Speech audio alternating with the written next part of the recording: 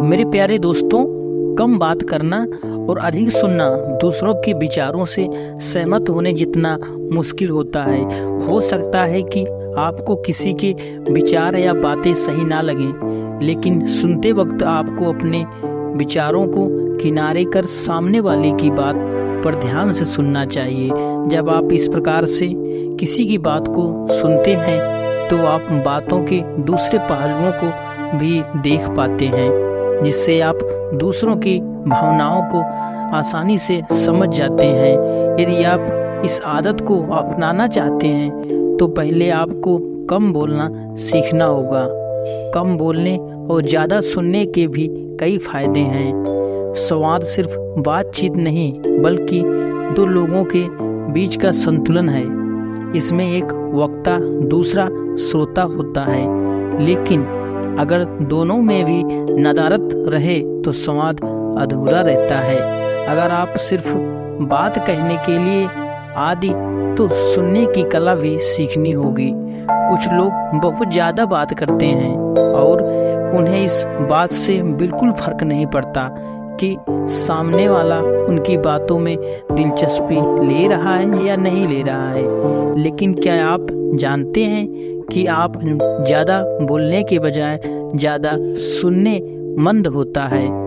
कई बार हमें अपनी कई बातों को पछताना पड़ता है जो कि बिना सोचे समझे लोग बोल जाते हैं।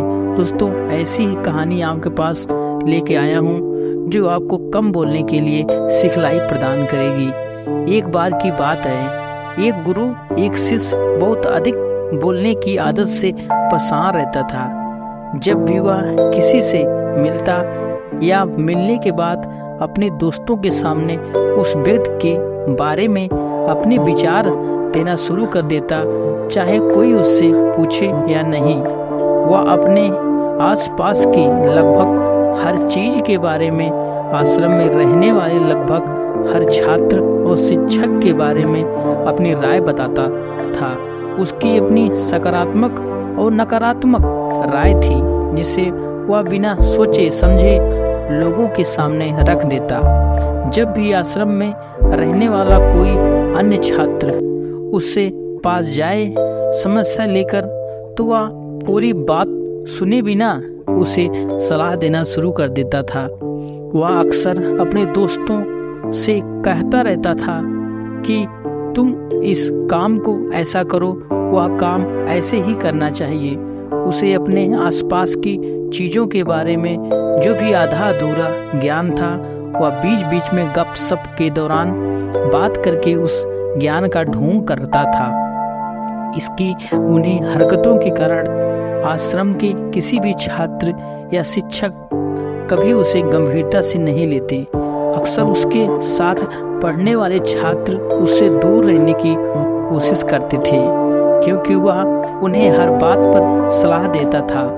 कोई नहीं चाहता था कि वह उनका दोस्त बने। हर कोई उससे दूर रहना पसंद करता था और अक्सर आश्रम में रहने वाले अन्य छात्र उसकी पीठ पीछे उसकी इन आदतों के लिए उसका मजाक उड़ाते थे। वह लड़का खुद भी जानता था कि उसके बहुत बोलने के कारण उसे पसंद नहीं करता है कोई। वह भी इस आदत को बदलना चाहता था, लेकिन चाहकर भी हर बात पर अपनी राय देने की आदत नहीं छोड़ पाता था। एक दिन वह अपने गुरु के पास गया और अपनी सारी समस्या गुरु को बताई। गुरु ने कहा, बेटा, वही व्यक्ति जरूरत से ज्यादा बोलता है जो सोचता है कि वह सब कुछ जानता है। ऐसा व्यक्ति जो मानता है कि वह बहुत कम जानता है और अभी भी बहुत कुछ सीखना है, वह कभी भी अधिक नहीं बोलता है और न ही अपनी राय देता है।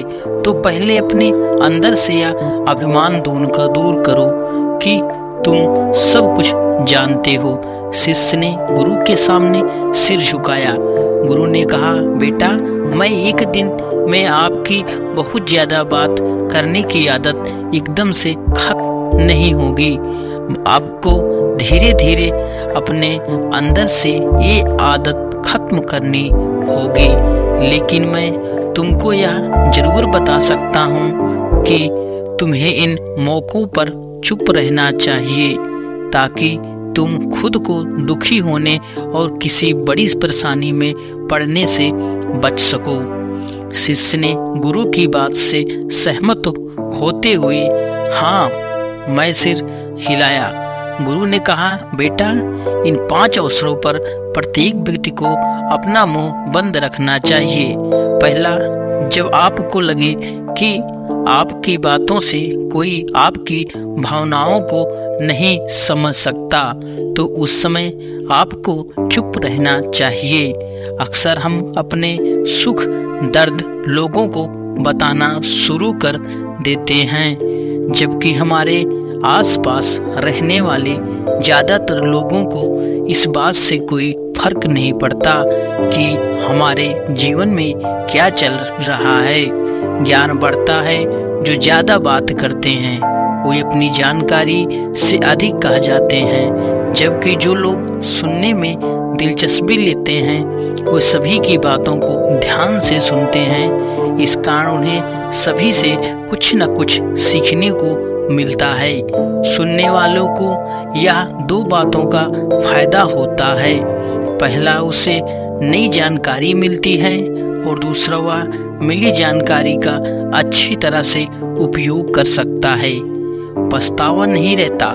जो लोग ज़्यादा बात करते हैं उन्हें पता ही नहीं होता कि वे क्या कहने जा रहे हैं और अवसर बातों बातों पे वे अपनी निजी जिंदगी के बारे में बता जाते हैं। इसलिए कहा जाता है कि कम बोले लेकिन सोच विचार कर बोले।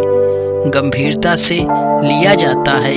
अधिकतर चुप रहने की वजह से हो सकता है कि लोग हमारी घमंडी समझे, पर जो आपके करीबी होंगे वह कहीं आपको जान लेंगे। उनकी ये गलतफहमी जल्द दूर हो जाएगी।